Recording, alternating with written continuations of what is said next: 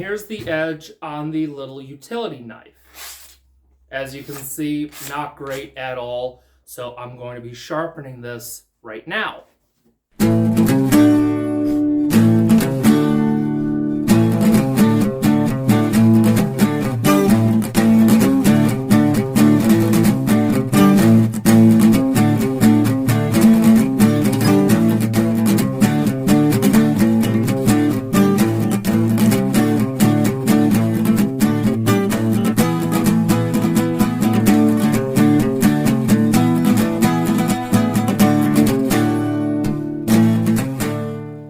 The sharpening is now done. This blade took me a while to get sharp just because there was still so much steel at the edge.